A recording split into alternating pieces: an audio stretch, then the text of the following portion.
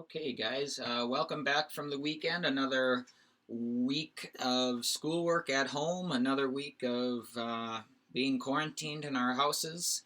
Hopefully, everything is going all right, guys. I bet it's slowly becoming maybe a new normal. I know I'm still struggling on uh, doing it through this way. But you know what? We got to make it work. I do miss all of you guys.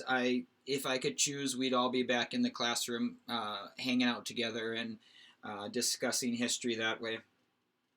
Well, let's get started. I don't want to make this too long.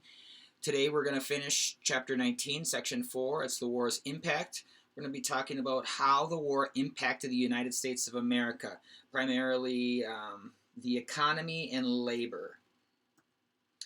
So the economy during the World War One, the government had regulations on prices of goods, so it drove prices down, so they were affordable, and also the workers got paid more. Salaries were up higher. Um, so after the war, the government takes these regulations, and all of a sudden you have these regulations that were keeping prices down are not there anymore. So now we're going to release them, and prices go skyrocket. And that's what happens at the end of 1919. There's a 15% increase in inflation. To go to the grocery store to get food, clothing, other essentials, it's going to be very, very expensive.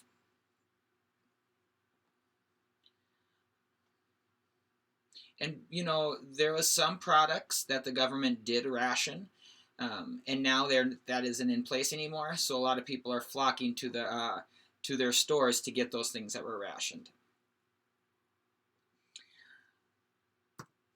Labor is another thing that starts to conflict between employers and the corporations or management. But during the war, workers were used to making more money. Remember, there was regulations that drove up salaries for people. They also were very well organized after the war. Unions became a big deal, a popular thing. And so workers come out of the war making more money and are organized into unions. Problem is here, the employers needed to lower wages because inflation was increasing operating costs. So they could not afford to pay them as much as they were during the war because of this inflation. Well, what happens? The corporations, they lower the pay wages, and then the workers are angry. Well, guess what? They're unions now. They're unions now, and they're party unions. So they're going to fight back, and then ultimately employers wanted to break the power of the unions. What does a union usually do if they are angry about something? Yes, you're right. If you're looking at the picture and you're reading what's on their paper, is strike, absolutely. And there are several strikes. Actually, by the end of 1919, there's over 3,600 strikes involving more than 4 million workers. So we're going to talk about a strike in Seattle. And this was called the Seattle General Strike. Basically, a general strike is everyone in the town walks off the job. So if a general strike in Valley City happened, all like restaurant workers, grocery workers, school teachers, doctors, college, working at the college, working at the wellness center, stores downtown, Family Dollar, everybody walks off. They don't do it. 60,000 people. It included 60,000 people for 5 days. A lot of people were worried that this was backed by communism. Okay, this general strike, when the whole town just kind of stops working, was a communist tactic that was used in Europe. So a lot of people saw this and were a little bit worried, and we're going to talk a little bit more in here about how Americans are going to fear communism. Ultimately, they go back to work after 5 days. They did not gain anything out of it. but it was just kind of a wake-up call for a lot of that area and the United States of what strikes can do and what kind of strikes there are. The Boston police strike. 75% of the police officers walk off the job.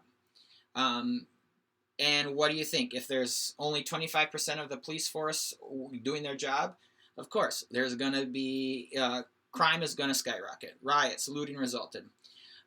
The Massachusetts governor, Calvin Coolidge, sends in the National Guard.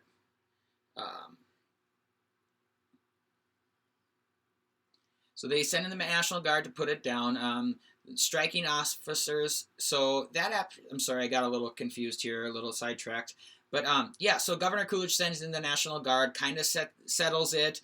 But after this is done, the police officers that went on strike did not get their jobs back. The police chief did not hire them back. He believed that, and that they shouldn't have their job. And according to Calvin Coolidge, the governor at this time, he supported the police officers not getting their job back. He said, there is no right to strike against the public safety by anybody, anywhere, anytime. There is no right to strike against the public safety by anybody, anytime, anywhere. So Calvin Coolidge, governor, believed that police officers don't have the right to strike because that means that it puts us ordinary people in danger. And the other strike we're going to talk about is the steel strike. Steel was a sign of industrial growth. If you were an industrialized nation, if you were being a modern nation, you had lots of steel. Well, these workers, 350,000 steel workers, go on strike for better wages. Well, Albert H. Gary, who is the head of the U.S. steel industry, he said, well, that's fine. You guys don't have to work. And he goes and hires African Americans and Mexicans. And he calls them Mexican scabs. And he refused to deal with the steel union. Due to Gary not engaging with the union, the steelworkers were unable to unionize until 1937. So this was a major loss to the unions. They did not get anywhere for their strikes, and it ultimately failed.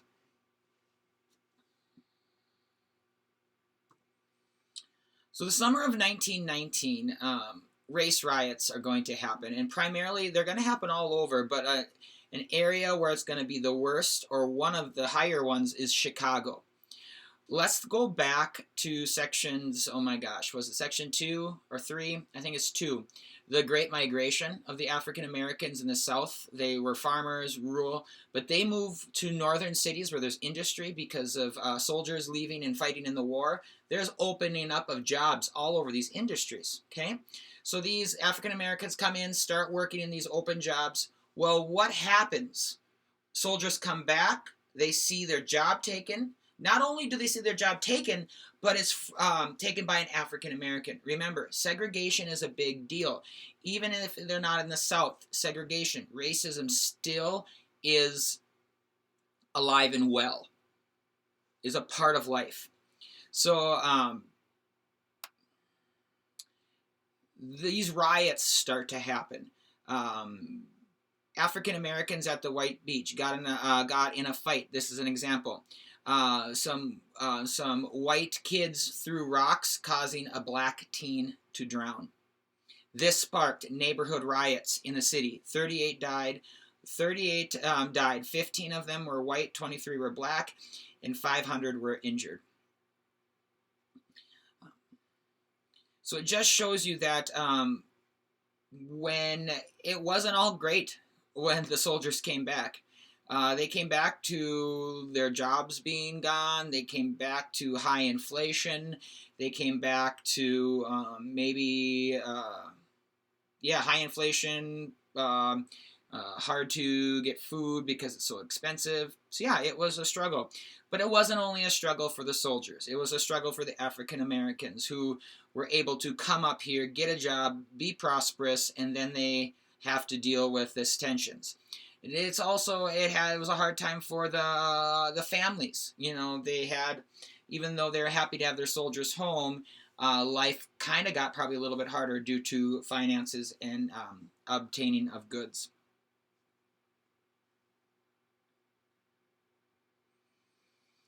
Here we're going to talk a little bit about communism. You remember Lenin withdraws from World War I. He was a part of the Bolshevik Revolution. He comes over and he starts. Russia now is called the Soviet Union. The Soviet Union forms a committee called Communist International. And this committee is to help communism spread throughout the world. This freaked out Americans. They were very worried that freedoms of owning property and democracy would be taken away if communism comes over and takes control. Another reason why Americans didn't like the Soviet Union is because they believed when Russia pulled out of World War I, they were helping the Germans. They were helping the Germans by getting out of the war. So this was Soviet Union. You know, they believe helped Germans out during the war because they got out, and now they have this communist idea. And really, the Americans were worried that their freedom would be taken away because in communism, you don't have your own property.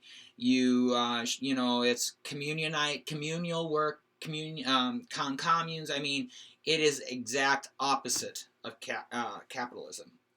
So this comes with the Red Scare. This idea that the communists are going to seize the power of the U.S. government.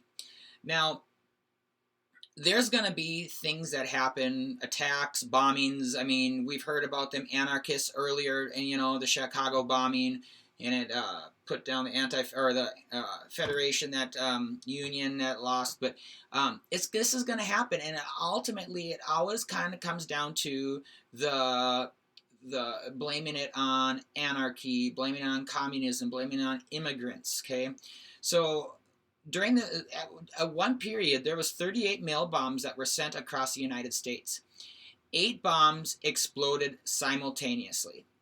Most Americans believed it was the work of communists or other revolutionaries.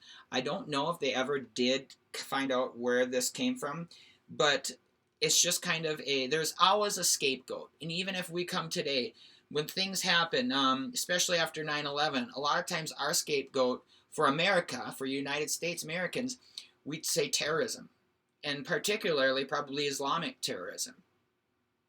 So we have to be careful of sometimes what our first reaction is on blaming it. But back then, ultimately it happened a lot where communism, anarchy, revolutionaries, immigrants were blamed for a lot of the bad things, whether it was true or not.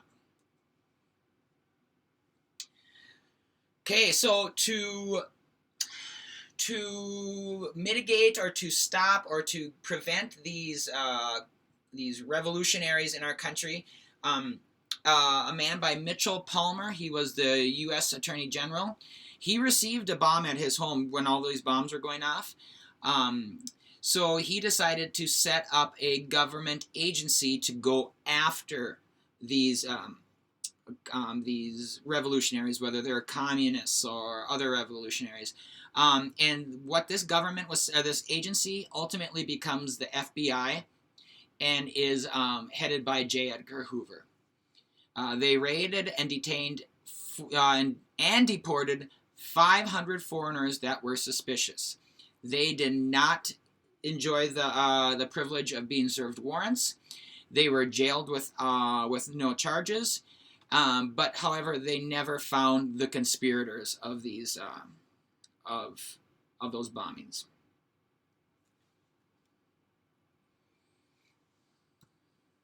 So the impact of the Palmer raids: people wanted to limit immigration to keep out the radicals. So there's a big call during this time, a public cry to close off immigration or limit it. Ultimately, this era this disillusionment, this progressive era. A lot of the Americans are seeing, now there's a lot of discontent. There's conflict. There's a lot of chaos, so to speak, and they're ready to be done with this progressive era. And Warren G. Harding, who is the new president, he realizes this when he's campaigning. And his campaign was a return to normalcy. He campaigned and said, we are going back to simpler and more stable times. No more crusading, no more racial and labor fighting. We are going back to when it was simpler and stabler. Kind of interesting. Warren G. Harding ran against, Warren G. Harding was the Democrat. No, I'm sorry, was the Republican. And he ran against an Ohio governor named James M. Cox. And guess who James M. Cox's running mate was, who was going to be the VP? The Assistant Secretary of the Navy, Franklin D. Roosevelt. Franklin D. Roosevelt. And these men wanted to extend Woodrow Wilson's progressive agenda. And Harding did not. And you know what? The American people believed with Harding. He did not want this progressive agenda, and neither did they. You'll see that when Franklin D. Roosevelt does come to become a president is when, during the Depression. And he is a very progressive president. And some argue that due to those progressive policies is what helped get out of the Depression. All right, this is the end of my video notes here. You will, when this ends, you'll just look down right underneath this video notes. You'll see the blue link that says Chapter 19, Section 4, Comprehension Questions. There's 3 of them. Answer them. If you get some wrong, it's okay. I just want to see that you went through this and answered the questions. You will get credit for just answering them. Remember, this next assignment after this is an open book. Open book Chapter 19 quiz. It's going to be all over Chapter 19. It's multiple choice. You only get one time to answer it, one chance to answer it, and then that is it. I will be taking a grade on that. It is out of 40 points. If you have any questions, please, please, please text me or email me. I will contact you as soon as I see that I get the email, as soon as I see the email. All right? Good job, guys. Keep up the good work, and we'll talk to you later.